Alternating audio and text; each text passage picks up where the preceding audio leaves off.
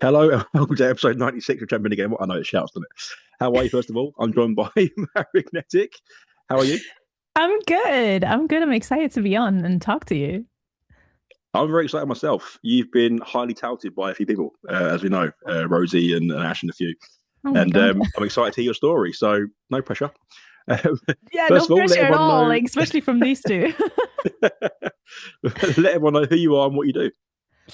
My name is Maria, but online you can find me as Marignetic, and I am a variety gaming content creator. I mainly stream on Twitch, but you can also find my content on YouTube and TikTok and all of those places. So yeah, that's me. The common question then, when do you start? Why do you start? How do you start? Oh, it's a long time ago now because I started like with YouTube actually 10 years ago, I think, roughly 2017, 16. Yeah, 10 years ago. Oh my God. Um, I always loved gaming and I just wanted to share that with people, to be honest with you. That's why I started. Like, I always made my mom watch me play video games when I was little. So I was like, well, I can get other people to watch me maybe and hopefully, find like-minded people. And I also wanted to this maybe this is a weird reason, but I wanted to actually have the time to finish games again. So like with a full-time job and all of that, I feel like I never really played story games as much because I didn't have the time. And like streaming in particular, I started streaming a year later than YouTube gave me that time almost. Like I felt like, okay, I'm committed to this. Like these nights a week, I'm playing this game. And that kind of really helped me get through story games again, which was really nice. But yeah. Do you feel like streaming's changed since you've been doing it? Because I feel like it has. And I don't even Yeah. stream. But do you feel like streaming's changed a lot since you started? Yeah, I think it definitely has. I mean, it's been a long time now that I've been doing it. And even when I joined, I feel like it's already been quite an established platform as such. But a lot of things have changed. And I feel like obviously the content has changed a lot. Like, a lot of people either niche down or there's a lot of IRL content, like going around in cities and just chatting with people. So I feel like it's quite it grew to like more different diverse things that you could do other than just gaming, I guess. Did it want you to make? I'll rephrase that. Did it make you want to change how you do it? Because obviously you started off doing it a certain way, and you naturally develop over time. I know that, but if you for yourself, did you ever want to change how you approach things because of the way things are changing? I mean, I think it's good to always like have an eye on like what's going on and like, maybe see if there's something that inspires you to do something differently.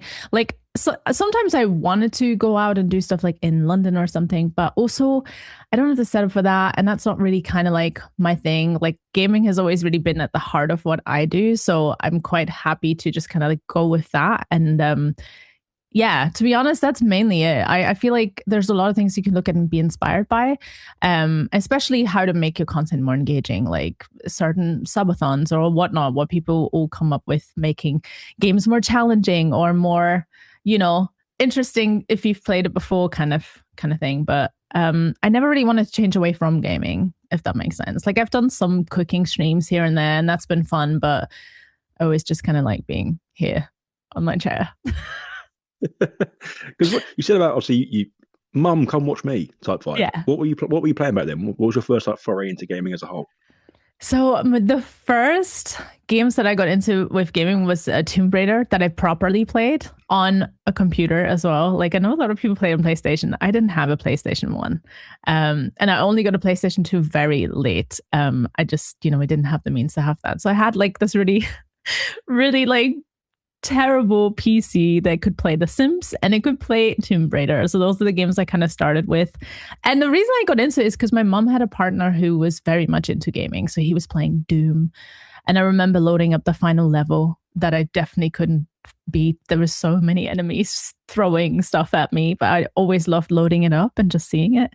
So I feel like I was kind of like quite lucky in that sense that he was there and he kind of like really intrigued me. Like I loved watching him play. And then Tomb Raider was the first one that I probably played myself.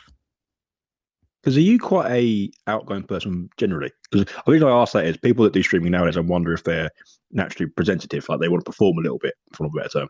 They want to be out there and put themselves in front of the camera. Has that always been your thing? Were you sort of front and center of a group, friends, or were you laid back and it sort of come later? That's an interesting question because I always wanted to do hosting and stuff like that when I was little. I remember, when you have to like draw a picture of what you want to be when you grow up, and I drew myself on a stage hosting. That's what I wanted to do. But I personally am quite like an introverted person. Like with the right people, they'll get the full like all the weird stuff that I do, like singing random songs and do random stuff. But yeah, I guess I'm a bit more like reserved and shy when I meet people. And I think at home it's obviously different because I'm just with me and there's people obviously in the chat, but I don't know. So I always wanted to do hosting and like, do something that entertains people, but it's kind of funny because I'm actually quite like introverted. But has that kept you grounded though? Because I'm not saying that you're ever going to be like a look at me, I'm the superstar type person. But like when you stream and when you're doing these events or you're going and meeting people at events and stuff, has being that introvert kind of kept you grounded though? Because you've reached a certain level of, for want of a better term, esteem, acclaim. But like you're still you'll keep yourself really like down to earth almost. Yeah, I think so. Definitely. I also feel like because obviously I've done this for a long time and I've only done this like as a full-time thing for 4 years now, like, where I had the opportunity to go to events or meet more people.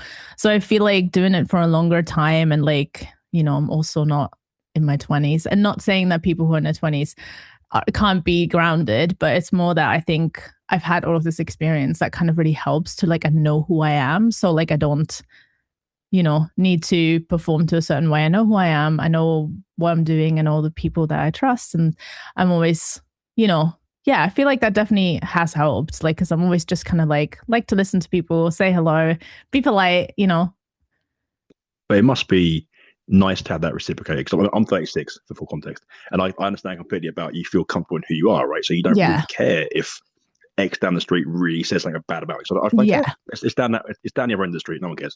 Yeah. But when was the last time that you were shocked and you sort of remembered on a whim that you were actually this like successful streamer? That someone's come and said, "Oh my god, I know who you are," and they really took you by surprise. When was the last time that happened?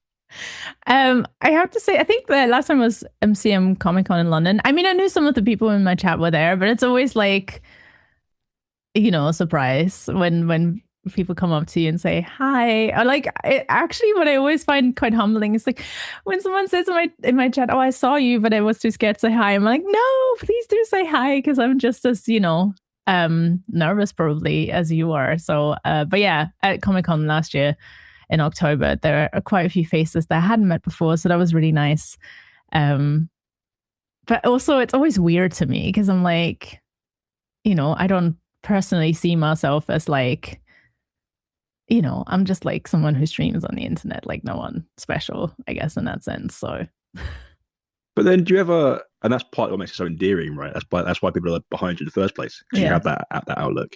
But do you ever have the feeling of like, in a almost selfish way, I've actually accomplished something here. I'm succeeding. Do you ever have that feeling? Yeah, I do. But when that immediately comes with, but why me kind of thing? Yeah. So that's kind of like, I think something that I do struggle with. There's a lot of things that I'm quite proud of that I have achieved. I'm like, I never thought, and I never even thought I'd become a Twitch partner when I started. It was just to, have fun, have an outlet, meet some people, and be able to play games more often again.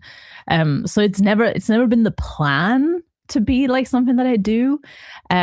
So that in itself is obviously something that I'm quite proud of achieving. But yeah, sometimes I'm like, there are so many amazing creators out there. And then, when I get opportunities, I'm very grateful for that because I'm like, I don't feel like I'm a huge deal, I'm just hanging out. I just think it'd be a shame if people, especially those that have, and I don't like saying the phrase particularly, but like, that have achieved certain levels of esteem or whatever it is, whatever they've achieved. It'd be a shame if they didn't ever do that and say to themselves, "I've actually achieved something," and celebrated it, because otherwise you just get stuck in the rut of chasing all the time. There's never that level of acceptance of actually you doing well. It's hard though. Celebrate, it's hard, but people should do it, right? Yeah, they definitely should. I think it always ends up being like wanting like the next step, I guess, naturally, because like I feel like if you're doing this, you're probably also quite ambitious to a degree. But yeah, I think it's so important. Like something that a friend of mine has done that I've started doing, she had this Canva board with like milestones in her like, career as a content creator. And that's something that I think is so nice to do and like keep track of. Like I think I've put my first front page stream on there. My first PR kit that I've received. It's like little moments that you're like, I don't want to forget, if that makes sense. So I thought that was a nice thing to do. So I started doing it. I need to put some more bits on there. But that's like something nice to do to like really, acknowledge your achievements, I guess, for yourself. And on that, how do you use what you've been doing recently or your experiences to inform what you do next? Because like, how do you choose what you play? How do you choose what you want to do next on stream? Like, what is your process like? So you'd think I do it a lot more analytical than I am doing it. But I just so kind of go. You're like me then. You just do it. Yeah, basically it. I mean, I'm trying to like obviously see what people enjoy more. Like there are certain types of games that they obviously clearly like to watch more than others. But at the same time, I also want to share the things that I just like, that I'm passionate about. And sometimes that works, sometimes it doesn't. But I think it also shouldn't deter people from trying out things like that it might not end up working as well, or people might not be as perceptive to it as they are to your usual content. Like the one thing that I love doing is my 12-hour indie streams where I just want to check out indie games, demos, or whatever it is.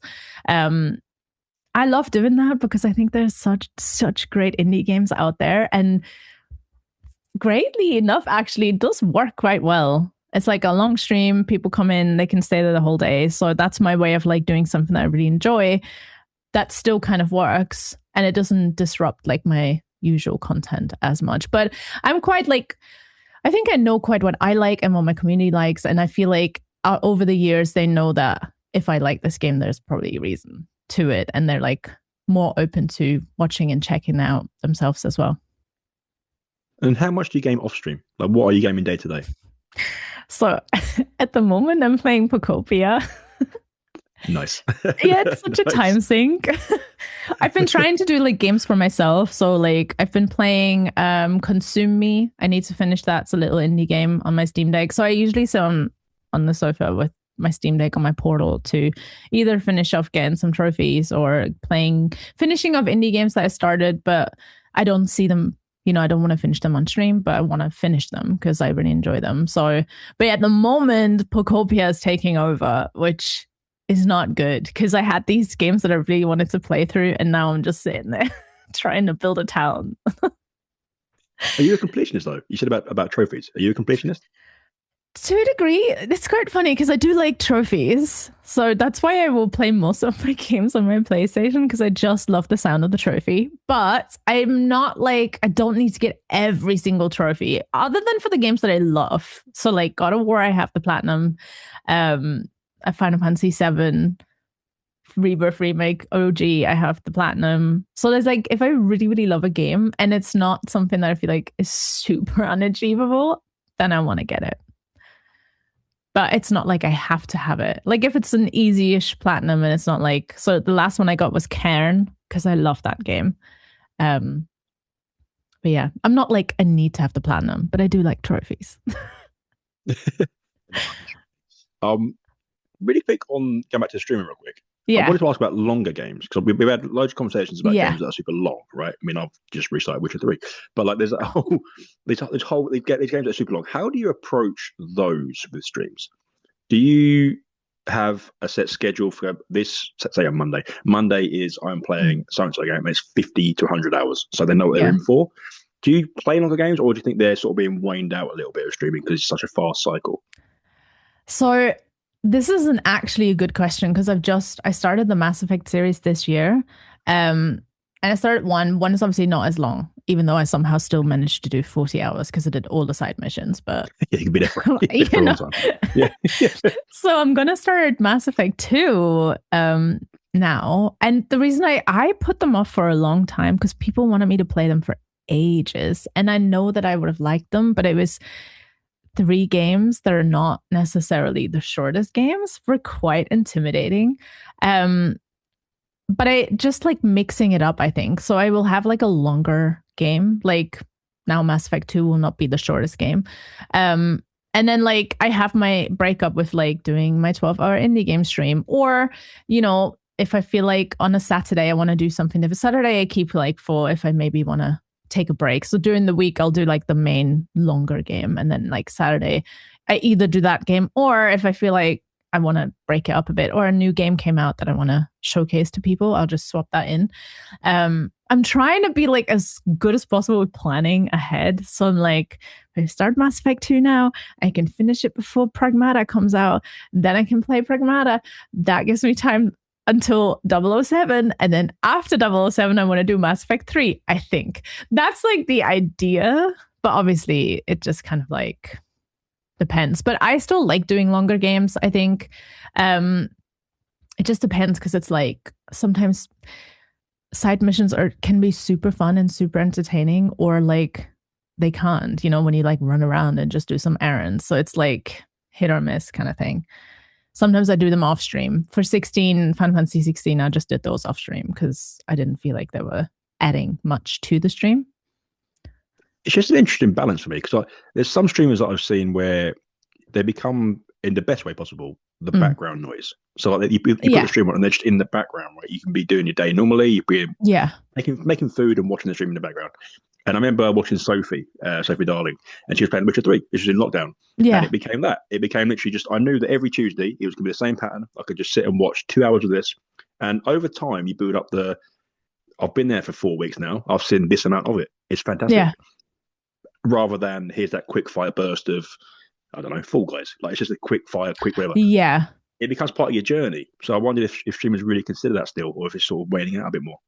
I mean, I still consider that, but it just depends on what you do, right? Because like, I feel like if you do things like Fall Guys or Peak or any kind of game that you can just jump in, jump out kind of thing, it's got a different, like, people come for a different reason for that. I almost feel like if people join you for The Witcher 3, like that's a great example. That's such a great game that's so long and so vast. Or like Fallout 4 for me was one of those that took forever, but it was just this nice journey that I feel like, yeah, people do still like being a part of that. Even, sometimes obviously with story wise, it can be, again, if it's a really heavy story game, that's the only thing I found that can sometimes be a bit more difficult, because not everyone can jump in necessarily all the time that you're streaming it. So I think that's why, if you really focus on a important story, then it can be hit or miss, for me at least. Like, I wanted to do Ghost of Tsushima on stream, and I feel like that just didn't quite hit, because it's quite a serious game with a lot of story to it. So I wanted to really make it work, but I felt like it just didn't resonate, which is fine. I think it's also okay to let go of those games, by the way, because I think sometimes when you start a long game like that, you want to see it to completion, which I think is fine, but you don't have to do it on stream, I think. If you feel like it's not working, Yeah, of course. Because one of the worst things I've ever seen was someone playing a game and being completely smitten with it, and then 2 weeks later it was not smitten at all, but they carried on playing it. It's like, we're not getting a great experience here because you're just playing for it for the sake of it. We don't want to see you do that. So yeah, exactly. It's not great. 100%. We had Luna on, as you know. Yes. She's absolutely wonderful. Yes, and I asked her whether streaming as a thing has changed the way games are made. Do you agree? That's a good question. I honestly kind of hope no. I think some things they keep in mind more is stuff like copyrighted music and that kind of stuff. And I think sometimes, when you do multiplayer games, or like any kind of games that can have like a Twitch integration, maybe stuff like that. But from the developers that I've spoken with, it doesn't seem like that's something that's at the forefront of their mind, to be honest with you. The main one is the music, which I get, because obviously they'd want their game to be played. If there's copyright, or you can't turn the copyright off, it might stop people from playing it on stream or on YouTube or whatever it might be. But I kind of hope not, because I think the beauty in art is like, obviously it can be, the things can always inspire you, but like, I want it to be like what you envisioned, what you want to tell. not focused on will this do well on Twitch or whatnot. Yeah. But it's quite a scary prospect, right? Because Yeah, it if they're is. starting to do it, then it really Yeah. changes the landscape, really. Because Yeah. I've said that I love the fact you love indie games. The Mm. difference between now and say 10 years ago was that the variety almost is not the same variety. You got to be really high end AAA, or you got to be really super low end indie, and then the middle bit just kind of gets lost. So it's a bit of a shame. Um, let's get back into some of your stuff later because I'm really curious. I've got some really important questions for you. But next segment is hot takes and story debates. Now, this can be anything Okay. gaming related, media related, streaming related, anything. The fact you're laughing is fantastic. I'm excited. We have anything from Fallout 3 and 4 aren't on New Vegas to microtransactions aren't actually a bad thing long term. Anything you want to do, put it up to you. Any gaming hot takes. Oof. So you know what? When you said this, I'm like, I don't know if I have like a gaming hot take, to be honest Everyone with has you. one. Everyone has one. Do I? Oh, I need to think about that. And I thought about this when you send like your structure through, and I'm like, I don't know. Well, let's start simple. Is there any game that let's go with games? Is there any games that generally everyone loves that you don't? I mean, I feel like that's mainly because I'm not good at shooters. So like, any kind of like COD or Fortnite or that kind of stuff, Apex, they're not my thing. And personally, because I'm a story girly, like predominantly RPG stories, platformers, that kind of stuff, um, they don't speak to me. So like I know they're probably a great, outlet for people and you need a lot of skill for them, which I don't have. So that's more like why I don't like them. I feel like is there a game that I feel like most people like that I don't? Honestly, I can't really think of one. It's a nice place to be. Makes you very popular. Honestly. I'm trying to think what people really like that I don't like. One of my questions on it won't be in your section, but one of my questions in coaches' questions later has been: Yeah. is there a protagonist you really can't stand? And that seems to kick off and be that's a smile. I like that. Yeah. So is there anything that goes against the grain for you?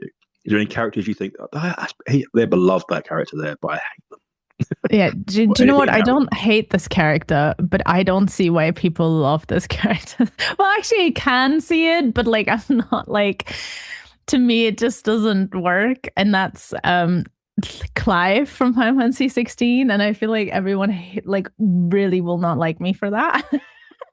But it's more for me because Clive is such a generic character for me. Like, he is the most generic hero character in my opinion. Like, he's gone through so much stuff and yet he doesn't seem to have any kind of like trauma from it. Like, he doesn't come across as someone who might be, struggling with things like PTSD or other things. Do you know what I mean? He's just like this good-looking guy who is so good. He just wants to do right by everyone and there's no flaws, I feel like, to Clive, and I think that's what I don't like about him. Like, I wanted him to have something that is maybe not quite as likable, like people just everyone loves Clive because he's a good guy. Like, there's nothing wrong with him as such. He's a good guy. Like, he wants to do good. He's genuinely a good guy. But I like when there's a bit more grit to it. You know what I mean? When there's a bit something that makes him not the ordinary hero, I guess. I So definitely have a there you question go. about That's a that hot later. take. And as a really quick lead on, I've got a question about that later because we'll get into it later. Honestly, there's stuff you've been doing recently where I'm like, this is going to be such an amazing coach's question because it's going to be hilarious for me. If no one else cares about it, I don't really care now. It's just my personal thing. I'm so excited.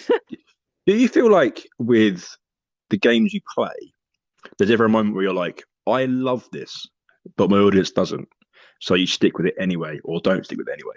Like, do you ever do that? I know you said before that you take into account what your audience thinks, and that's great. Yes. But does it To a ever come to a degree. point where you're like selfishly yes or no sort of thing? Yes, there has been times like that. I'm trying to think. when that was, but there's definitely times where I feel like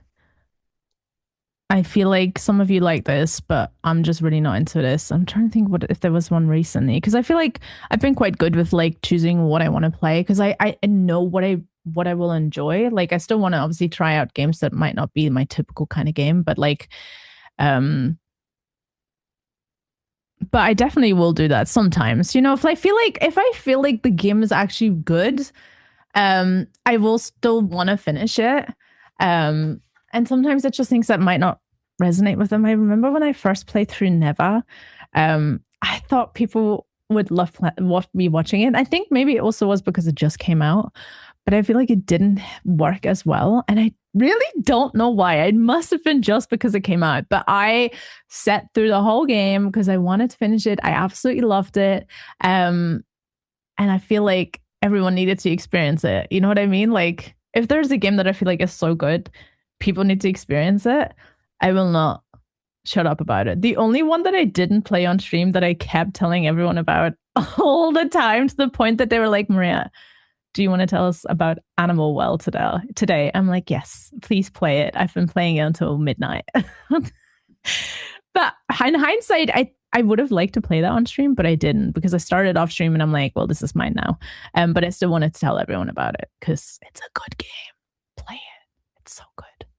But yeah, I think sometimes, yes, it just depends, honestly. But I would definitely drop a game. I 100% would drop a game if I'm not enjoying it, even if my audience loves it. Because what are you loving about this now? Me hating it, or you just love the game? You know what I mean? And I don't want to sit there miserable. Like, if I'm no. People make careers out of it. Yeah, it's their selling point. You're playing, or have played, or did play, or whatever phrase we use, Requiem, right? Have you finished Requiem? Yes. Yes. Are you a Resident Evil fan? Let's get that out there first. Are you a Resident Evil fan? Have you played the whole series, some of the series? I have played most of it, but obviously, there's degrees, and some people probably say you're not like a true fan, and I don't care about this kind of stuff. But I've played most of it. I played 1, 2, 2 and 3 remake. I played 4 OG and remake, 7, 8, and 9. So quite a big bunch of them. I think you're qualified. I think it counts. Okay, thanks. You've got the background there. Because I wanted to ask about Resident Evil. One of my takes is, I don't know what you're like with movies and TV and that kind of media, but have you seen any of the Resident Evil movies, the TV show, the last one? I've seen some of them, but not all of them. But some of them I've seen. My thing with those is, if after the second one, you say that they're not Resident Evil movies, they're just movies, they are amazing because they're crap. And I think they're brilliant because of it. And I wondered if there was ever a game or even the series that you think, this sucks objectively, but I love it. Like, it's so bad that I love it. Is there any movies or TVs or games that are like that for you?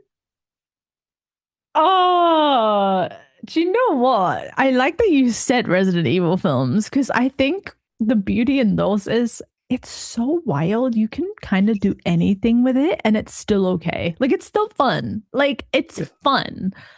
Like, it's terrible to a degree, but you know what? It's fun. And you can kind of like go with that.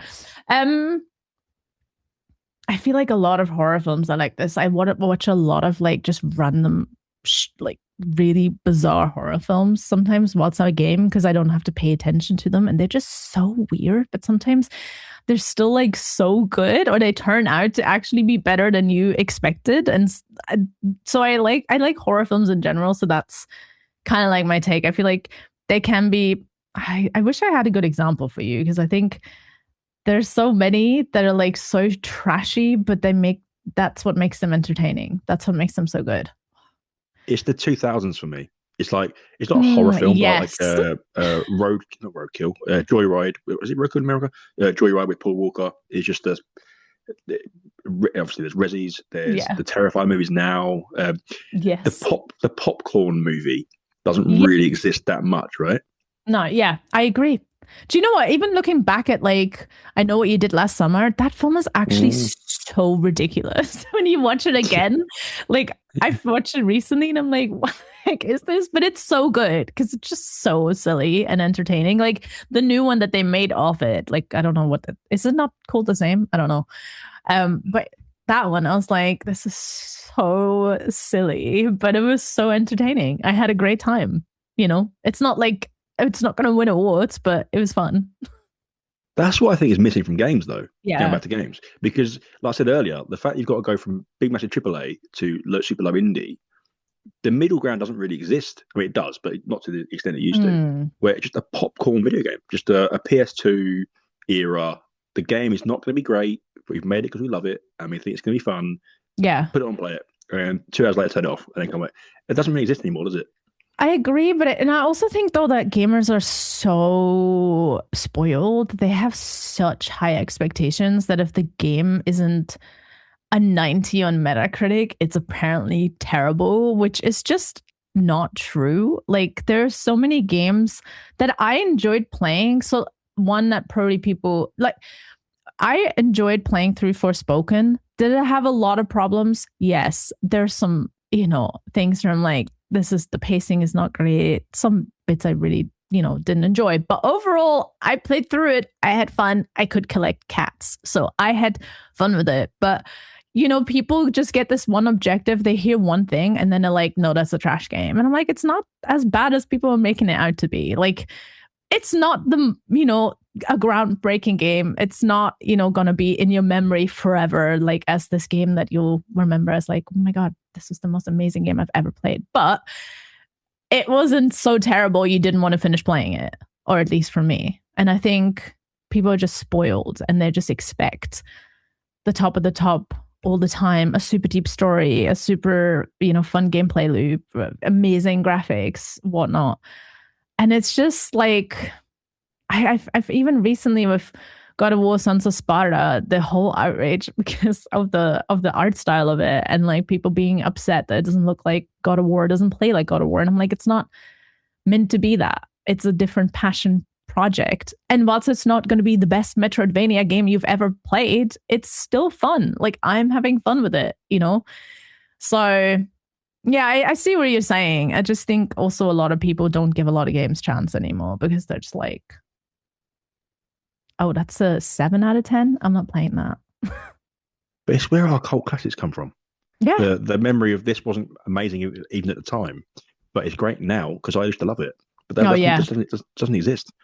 We'll go to coach questions because I'm keen.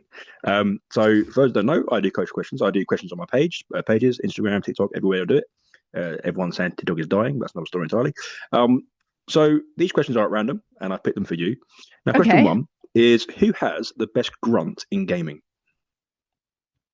I feel like this is recency bias, but Leon's grunt is pretty good. But I also will say Clive has a good grunt, as much as I give him slack. Is Leon feeding families right now? Leon's feeding families, right? He is. Oh yeah. He is it. Yeah. Do you feel like, because we've had a conversation before about more serious conversations about like women in gaming and how they're portrayed and stuff.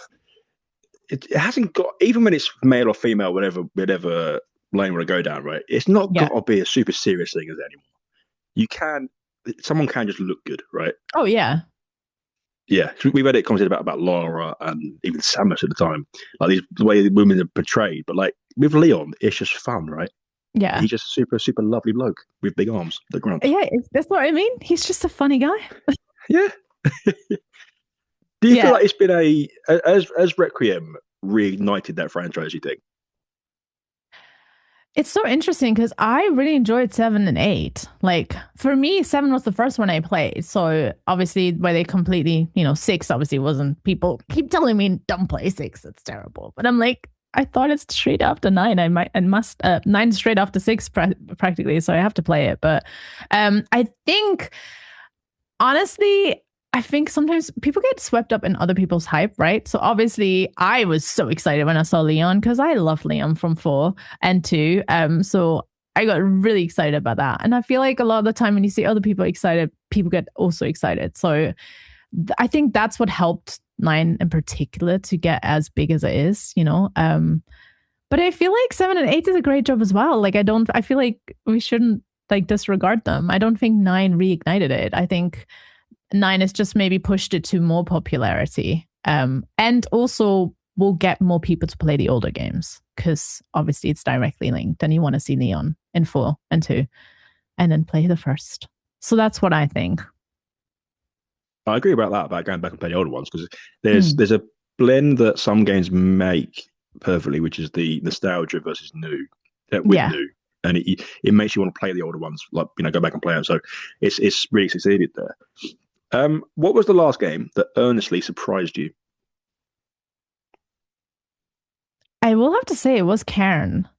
I haven't heard. I saw it like when they announced it, and then I heard so many people say really great things about it, and I was like, is that a game that I could enjoy? I don't know, but like when I played it, it completely there's something about it that felt really like I wanted to keep climbing. I wanted to keep doing it, and it really surprised me. I didn't think I was gonna really be as obsessed with it as I was, and B, get the platinum for it. That's how much I liked it. And that really surprised me. I did not expect this climbing game to, pull me in so much. What about general experiences of buying and getting games? Because I feel like now, because you see so much online about like trailers and released information, there's no surprises anymore left of like, I had no idea what that was when I first saw it and I first bought it. I just bought it because it looked cool. I know it's much better already. Do you feel like that takes away from the experience sometimes? Because sometimes you go, and I know looking on Steam is kind of similar because you get, or any online platform, you can sort of see, well, that logo looks cool. What's that? And you try it. But there isn't any of that sort of unknown left, is there? Yeah, I know what you mean. I feel like they do, like, obviously, and the thing is, people want to see gameplay and stuff in trailers and that, because otherwise they feel like, I don't know what I'm getting here. Like, what is this game about?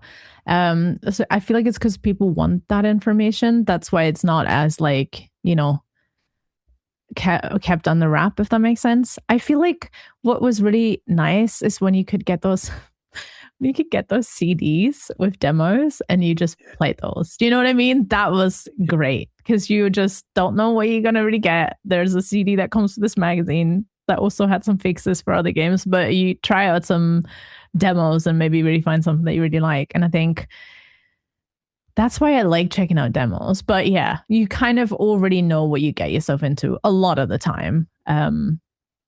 Because I think, because there's so many games, I think it's difficult to compete almost if you don't, like, because I think people will look more at like, what does the gameplay look like, rather than, oh, I like the premise of this, I'm going to check it out.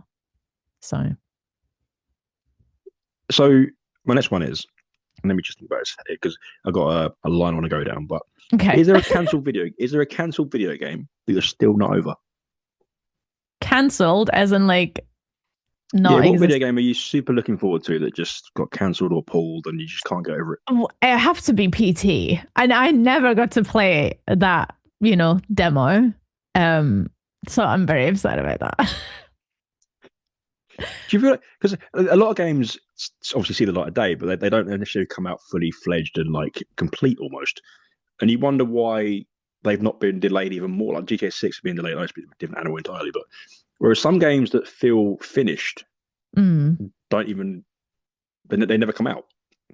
How do you feel about that? Because there's some games that I think about the Star Wars game or the new Split Second game that was going to come out. Fable nearly came out and didn't. How do you feel? Do you feel like the industry needs to change in some way to fix that? I think it's tough because, like, a lot of the time it's like, it is, we live in a capitalistic society and like people want to make money. And if they, for some reason, feel like, oh, that's not going to work, or that's not going to make us the money we want, or the pre-orders aren't high enough, so we're not going to even release it because, like, what's the point in that? It's sad. I think it ruins a lot of things because, like, I think it also ruins the creativity in video games, like that's why sometimes you get gems like Expedition 33, like that come out of almost seemingly nowhere, but like are incredible because they're made with passion and not with necessarily sales and whatnot in mind. But I mean, I feel like the more you have self-published titles, the better. I mean, there's some great examples of solo devs and that making a game that they maybe spent many years on, but it absolutely bangs. And I don't know. I don't know how you can fix it. It's hard because like there's so many things we need to fix to you know, to society and how people view games and money and all of that. But What was the last game to make you cry? Resident Evil Requiem.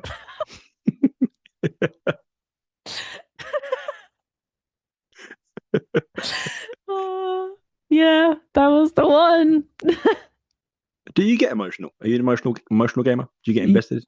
Yeah, very much.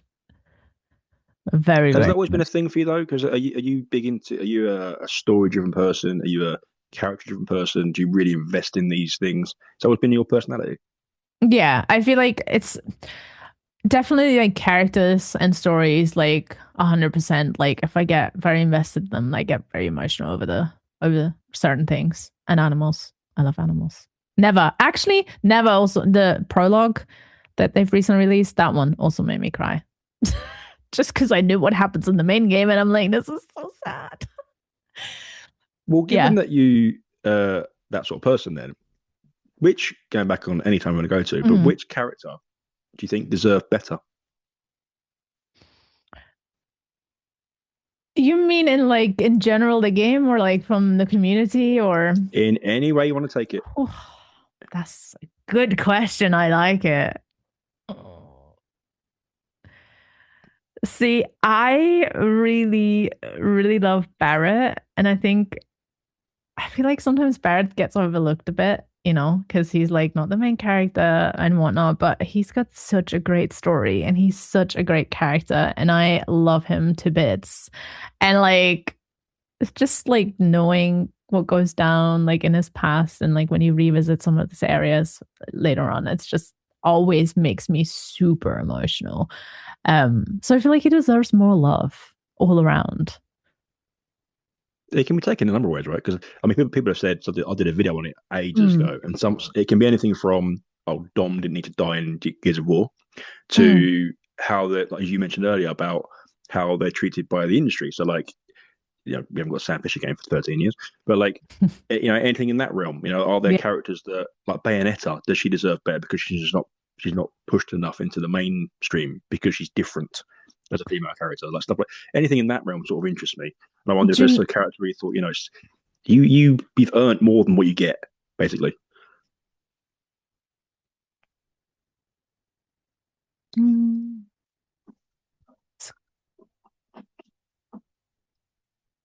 It's tough, right? Because there's yeah, so it's many to think tough. of. Now when you start thinking about it, you're like, actually, It's like because like yeah. the games like or the characters that we know, like always the ones that we can in some way relate to. So it's like, what are the characters that I feel like most people kind of like maybe overlook or um not pay as much attention to, I guess. So it's a really good question, actually. I'm trying to think because there's been so many, but then I'm like in my head, I'm like, I feel like they did get, you know, the love that they deserve. I actually think Aloy deserves more love, to be honest with you. But again, like it's a popular franchise and people do love Aloy. Um, but yeah, I think she does. She's amazing.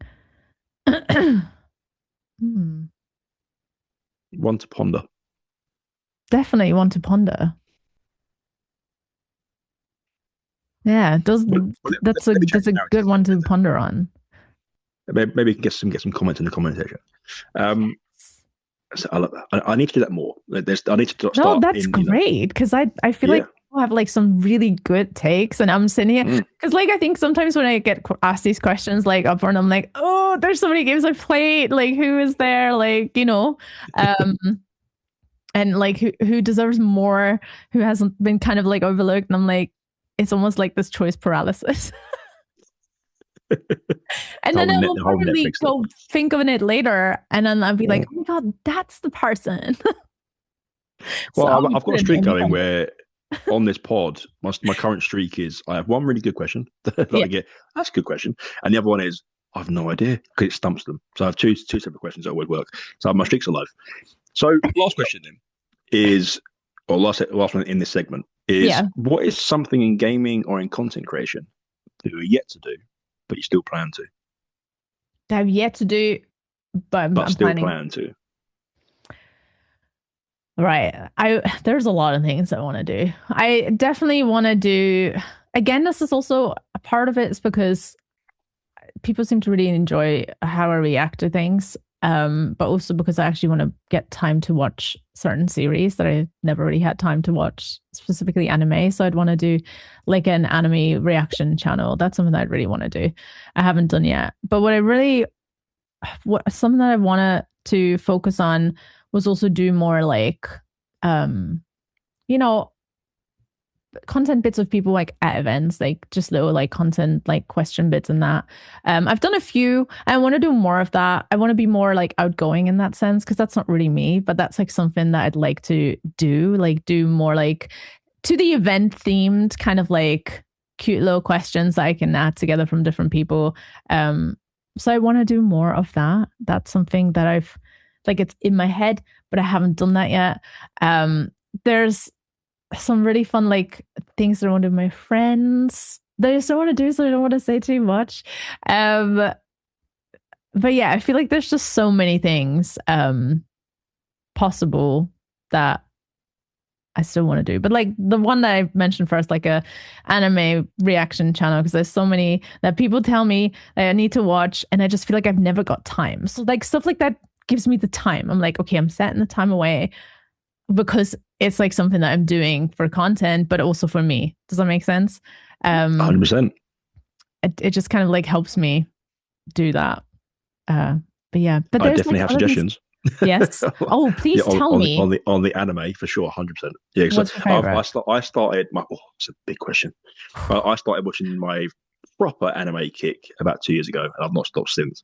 My current favorite would Yeah. probably be Dororo. Dororo. I can't really pronounce it, but Okay. it's yeah, it's just a heartfelt. It's like Demon Slayer if it had heart. Okay. It's not as fiery as that, but yeah, Yeah. it's a really like cool niche story. I actually quite like things like Skate the Infinity is another one because it's just Yeah. a 12, 13 episode anime that's just good vibes and Okay, that sounds it's good. just lovely. Yeah, Because like sometimes they're so long as well. I'm like, that's intimidating immediately. it's like everyone. What I love solo leveling, but Yeah. Skate the Infinity is basically solo leveling on skateboards because the guy comes into a new school Yeah. and he's got this innate ability to just do skateboarding.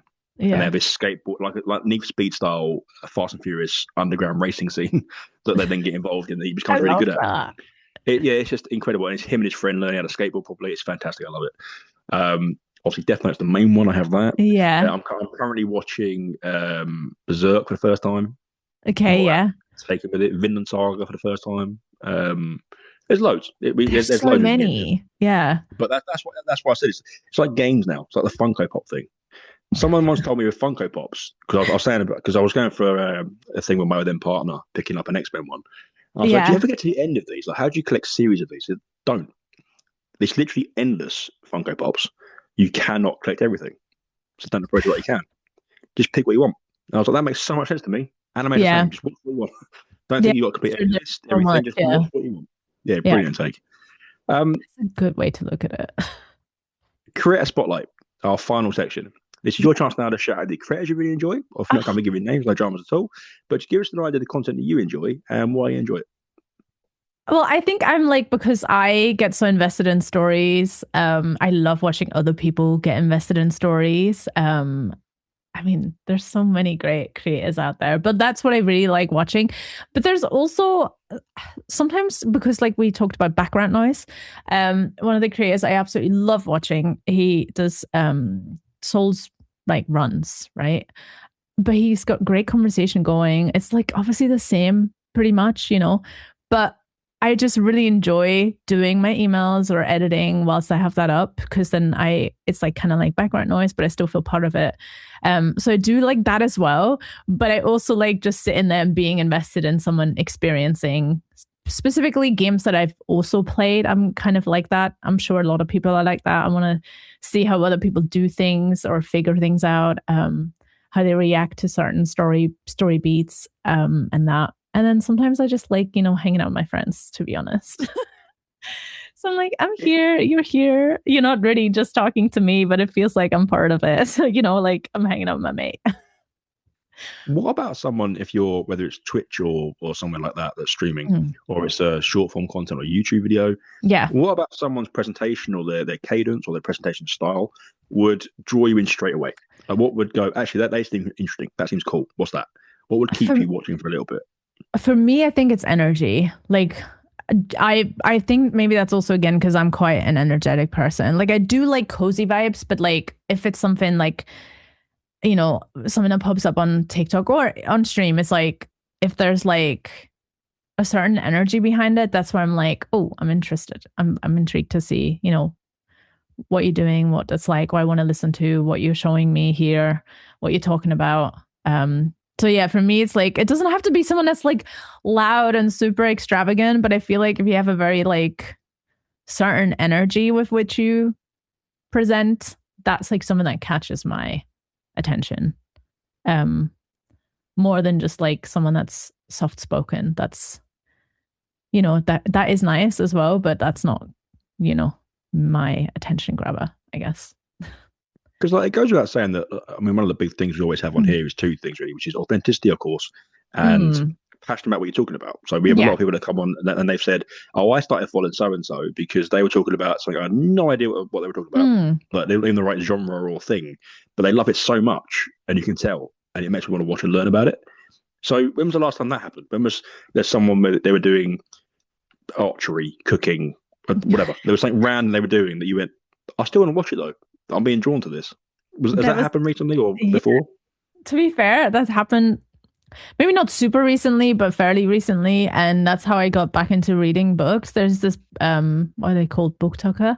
But it's the way that she was talking about books that I've never even thought of reading, right? I was like, I don't know why I'm getting this content, but but she was so knowledgeable and so like the way she talked, I was just like, I literally saved so many of her videos and I didn't buy any of the books. I was just like, I just really like what she does. And yeah, so yeah, definitely. I think honestly, passion is the most attractive part of like of someone's personality, in my opinion. Like if you're passionate about something and it just shines through, right?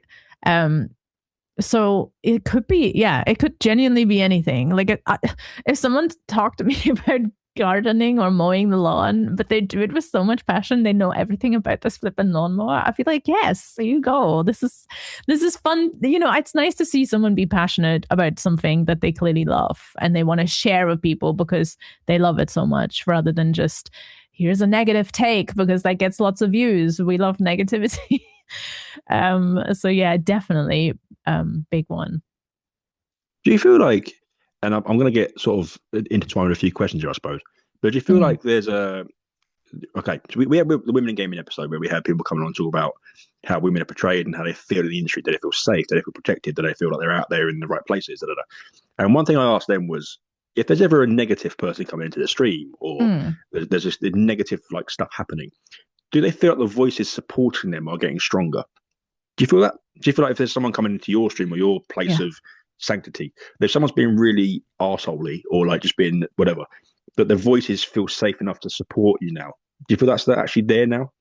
Yeah, 100%. 100%. Like, I feel like, because I also feel like before I do my gaming sections, I do my just chatting round and we talk about these things. And we literally just recently spoke about this whole like weird double standard with Leon and women and how women are presented in video games and what is expected of women in video games versus, um, what we might enjoy, the dissonant there. And I can tell like everyone in chat is like, they're open-minded, but they're very much like on the same wavelength, which is obviously what's important to me. I do like, it's a good conversation. Like it's not like one-sided. There can be good discussions. And I feel like, yeah, if there's someone that's particularly negative or comes in with a really outdated opinion or whatnot, my chat will be on it. Like I don't fear that, if that makes sense. Like, Well, I'm glad you say it that way because it goes back to what you said of being, or we both said about being authentic and being the real person you are. So if you're And people have said about the YouTube shouting man to get attention, to get the attention of someone. But then what's the substance behind it? If you jump to a video and someone's really catching your attention, great. But if they're then falling into tropey stuff that doesn't really interest you, you're going to fall off. But if you're following the authentic person from the beginning, when stuff like that happens, or you have a bad day, or you're not fancying it a certain day, whatever, they're going to stick with you because they know that it's just an off day, or it's outlier. And I wondered if you wanted to speak a bit about that, where there's days where you really think, oh, I can't be bothered today. I don't really fancy it. Like, what pushes you through? I'm not going to lie to you. It's quite funny because, like, when I do have those days, streaming actually makes me feel better. But it's hard to get to the point to stream. So, like, I think last week I had a few days where I just, like, I couldn't get myself to get ready.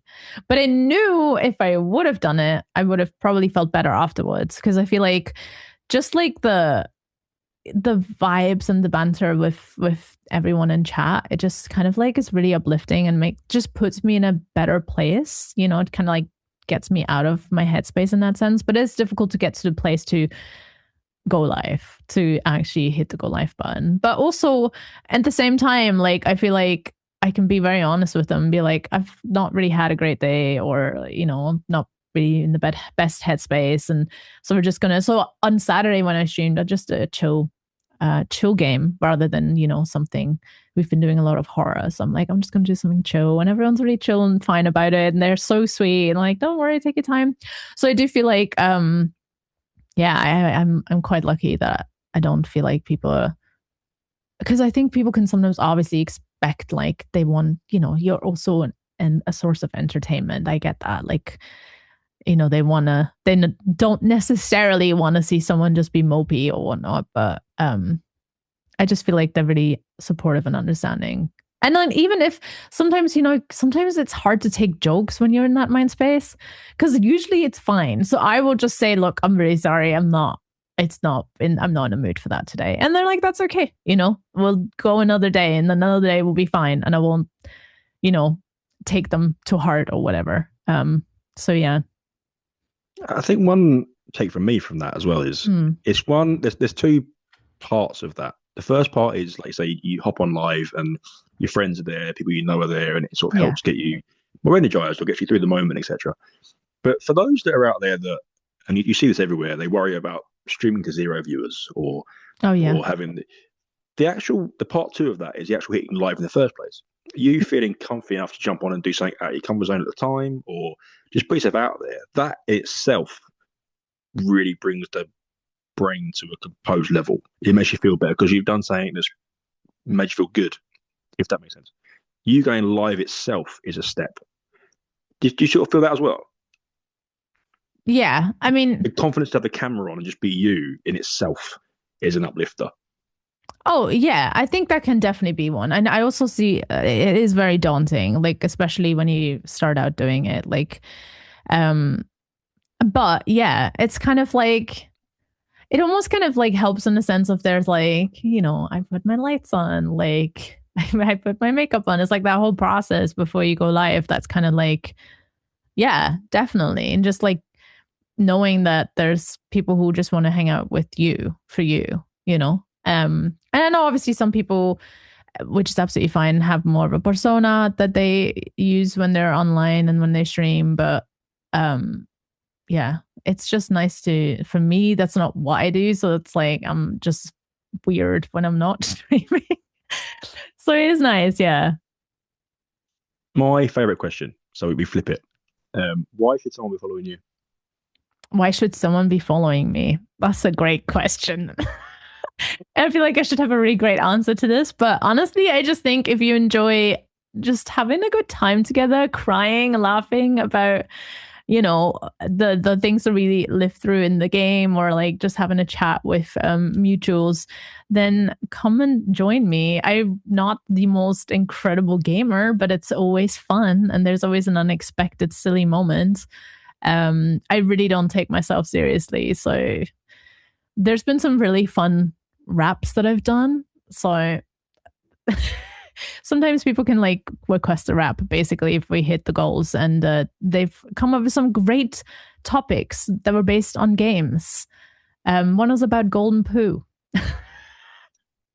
because you can get that in Elden Ring. So, that's what you can expect. Just random chaos, but a lot of heartfelt moments, I guess. It's you said before about it. You sort of making your own audience because if you're who you are, then people come for you and they stay for you. But how long did it take you to sort of realize who you were as a streamer? Like, at what point did you go, I'm comfy in myself here? Was it early on when you first started streaming, or was it like a little process? I think it is a little process because also, again, like I think putting yourself out there is always daunting. And then there will be people who have opinions about you. And, not every opinion will be a good opinion, or people want things from you that you don't, not wanting to give, or that's just not who you are. And it's like, I think it is not easy. It wasn't easy for me to immediately just like be like that, because obviously you see other people, and I think it's very natural to compare yourself to other streamers. And if you see someone that has more success and they're maybe just a bit more soft spoken, or they're not as animated, you maybe want to try and maybe be more like this, So I think that's, for me, that's how it was. And I think it did take a bit of time to just, because like a lot of the things that some people say to me is they're like, oh, I didn't stay the first time because you were so loud. And whilst at times that actually did upset me, it doesn't anymore, because that's who I am. You know what I mean? Like, I am quite loud and outgoing, I guess, on stream. So, but it definitely took some time, and like just trying not to take that so hard, I think one thing that changes, especially now compared to 10, 15, 20 years ago, the cycle of stuff coming out is so much quicker. Yes. That, okay, yeah, maybe that if I'm a viewer and I come into your stream and you're super loud, I don't like it. But you're back the next day after, or the day after that. So if they come back again, it might be a different moment they catch. And over time, you build this like portfolio of how you come across, if you know what I mean. You sort of build this like portfolio of who you are, this canvas of who you are. Yeah. And people can start picking from it in different places, and they might have caught you at the wrong time, or they might have been having a bad day. So it's hard not to take stuff to heart, but you shouldn't really, because they don't know you. That's the first time they've seen you, so sort of roll with that punch. You mentioned earlier that your first goal was to host stuff. Would you want to host panels? Would you want to do a show later down the line? I spoke to Mag last week about his on Twitch chat show every Tuesday. Would you want to do stuff like that? Is there stuff you want to do in that realm? Do you want to host panels and shows and do stuff like that? I would love to do that. I mean, I've done like little bits like this, like what you do for Charlotte Tilbury. But that's what I'd love to do, I think. As much as like obviously enjoy like, not doing this, but I think it's always nice to talk to people and let other people have the center stage. And I'm just like, I'm here, but you're here, and you're what we want to talk about. So yeah, I'd love to do that. That's definitely something that I'd like to work towards, maybe, if that's a possibility in the future. Yeah. That's why I do this. We're jumping the game. I'll say, if I can sit here for 2 seconds and say 3 words, and then you chat for an hour, I've done my job. So that's why we're here. What do you think? And I mean, goals can be anything. I don't like to ask the question really, because it's a generic question in some ways. But have you got any goals for the next year or two? I think goals mainly just like, honestly, continue working on my YouTube side as well. I think it's so interesting because it's so similar, but also so different in a way. I feel like YouTube is almost like the more polished side in a way, because like I edit my videos down. There's not the chatty bit, but if you want to have more personal stuff, that's Twitch. So I'm trying to like find a good balance for that. So I want to keep working on that side. And obviously, like we just talked about, I'd love to just kind of like work on more of the things that I've kind of started. It's always saying like I start things and then time runs away with it, and I'm like, where's the time gone? I need it back, give it back. So I want to do more of like the like short like event interview kind of style thingies. So yeah, I mean, in terms of goals, honestly, just like keep working on like growing my YouTube channel, but obviously still I want to go back to doing some fun like streaming events. I feel like I've been quite burnt out on that. And when I was still, before I kind of like did this as a full-time thing, I felt like I had more creative capacity to do like fun things. Like I painted a Bob Ross painting on my face for one stream. So I want to do more silly little things like that in between all the gaming. So I want to go back to that. So that's, I think, another goal of mine. Just reminded me of it. that thing I saw the other day about Mr. Beast, which was like he must have 25 hours in his day. Where's he get all his time from? It's just unbelievable. You know, I you can you need said it. about these events, right? You've been Mm. to these events as a did you cosplay out of interest? I have done some cosplays, yeah. It's not So like what I do, but like as a fun thing, I'll do it. Yeah. but so like you've been to these events as like a fan, like a just you've been to these Mhm. gaming events and you've been to what is it like going as a streamer, as a creator? How does the experience differ? Do you feel like you miss out on anything? Do you feel like you get inside access to stuff? Like how what's the experience like as a creator when you go to these things? I honestly sometimes I almost feel like I miss not going as a like going not as a content creator because I feel like now that I go, I tend to like see things more like work in a way. As much as I still do things that I enjoy and do things for me, um, I feel like a lot of the time there's a back of my mind where I'm like, oh, I need to take B-roll of this and I need to go and check out this and have I done this kind of thing. Whereas before it was literally just like, I'm going to take the whole day to walk the whole floor and look at all the things, which I still get to do, but I feel like it's a different level. Um, it's so interesting. I feel like specifically when I went to Gamescom, that's like such a different shift.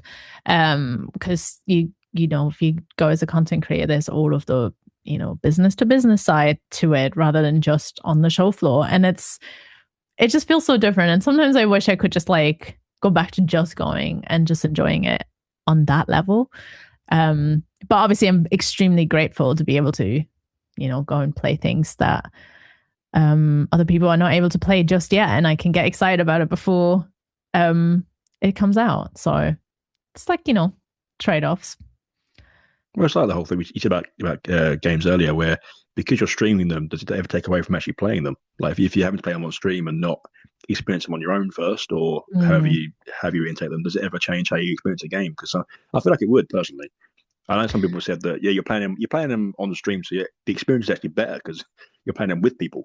But yeah, sometimes I would quite like to have that on my own. Like, does that ever happen? Yeah, no, I do agree with that. Sometimes it's like, but this is why I'm like, I think the problem is you play a game and you think, oh, this would be great to share with people. Like I played Chrono Trigger for myself over Christmas and I loved it. It was so Congratulations! nice. It's such a good game. I love Um, it to bits. oh, it's so good, so good. Genuinely, like I'm obsessed with it. But I still shared like little snippets. Like I'll take a picture and something happens. I'm like, what the heck is this? And so sometimes I was thinking, oh, maybe this would have been fun to share my first experience with my audience and whatnot. But at the same time, I'm really glad that I didn't. I just feel like this was a really nice like moment just for me. And it's such a classic game. And obviously I can play it again. It's not going to be my first time playing it, but not everything needs to be shared. And I think that's hard to do because we're so like focused on, oh, this will be fun. People would love to see this. People would love to see that. So sometimes it's difficult to like take that away. Like even with Final Fantasy VII Rebirth, like part of me just wanted to keep playing it and playing it, but I know that people know how much I love this game, and I know they really enjoyed me watching me play it. So I kept it to just streaming it. But yeah, that was hard because I just want to keep playing it. So I have the lucky enough to have Chrono Trigger on the NES, Oh Japanese wow. and I've got it on my phone. I've got it on Oh my Game yes. Boy Advance. I love it to bits. It's like, and it's going back to the bit that made you cry. There's a bit in there quite early on where Robo gets beat up by the guards and Oh, you can't help him. And honestly, I I was hate that. devastated. I was in tears. Yeah, it was. I was so upset. I'm like, this is a Yeah, robot. They love this robot. yeah. So yeah, Yeah. incredible stuff. Before we let everyone know where we can find you, we always do Mm. this. Is there anything you want to finish with? Anyone I want to finish with? There If might not be anything anything, you want to finish with at all, but is there anything you want to finish with? It could be a topic, it could be absolutely anything, or nothing. well, I just want everybody to know that Cloud is better than Zach. I said, I said before we come on, the Cloud bores me. In the new Final Fantasy VII, he is so bland, and I'm quite a bland, straight faced fella, but he is just No, there's just no emotion there whatsoever. Listen, there's reasons for it. And it's difficult because I don't like with, the remake being out and not really filling out. I don't want to spoil too much, but there's such great reasons for it. Like there's so much depth to Cloud that I think you overlook when you just look at him as is. But it comes back to the whole Clive thing, like for me, Cloud there has so many flaws. There's so much wrong with him, but that makes him for me a great, like, main character. And I'm only saying he's better than Zach because I love Zach, but Zach is just so nice and so good. You know what I mean? Like, obviously everyone loves Zach because he's great. But yeah, it's okay. Cloud can be mine. That's fair enough. You've been incredible. Let everyone know where we can find you. You can find me literally everywhere as Marignetic. That's it. You'll be tagged. What's your stream schedule? Every day? Every other day? Let everyone know. I try to keep it to Monday, Tuesday, Friday, Saturday, but sometimes I need to move things around. But that's where you can find me, 2:00 UK time. But you can also find the VODs on YouTube if you can't be there live. But come and say hi. I just noticed that's Psyduck, right? In the back of there. Yes, it's Psyduck with Psyduck on top of him. Have you got a favorite Pokemon? Psyduck, fair enough. Yeah, that's fair enough. It's not Gengar, but we'll take it. You've been. I think Gengar's great though. Gengar's to the point now where he's underrated because he was everyone's like go-to bad boy at first, and then because there's so many generations now, no one cares. But it's like he's actually fantastic. You get what I'm saying, though, right? Because there's so many generations, it was like, oh, I've got to sound cool now. Well, I've got to have an Umbreon, or like whether the ridiculous names are now they have. No. So Gengar is the man. Like he's just the one. I thought Gengar was still super popular. He probably is, but I like to build false narratives to feed my own narrative. I think it's important to mention here because when I said to Rosie, bless her, who's absolutely lovely. I love Rosie. She's just like a joy in a box. She's amazing. One thing that she says about the creator she enjoys is, like you said earlier, like about the energy and the warmth almost. It's like you're a ray of sunshine because you always got a smile and it feels like you feel like you really embody how much you enjoy this. And it'd be hard to not see the level of fun you have and what you earnestly do love about it because that really brings people in. And I think that should be celebrated. Now, we're championing the game here for a reason. Thanks. And I want to just make that point that whatever you do feels like you do it with joy. Is that fair? Because I feel like it is. Yeah, I do. Yeah. Thanks. That's really nice. What the heck? No, of course. Like, one thing about this podcast I think people don't understand necessarily is if someone is, how do I put this nicely? Not very nice, right? I'll have no problem telling them that. No dramas at all.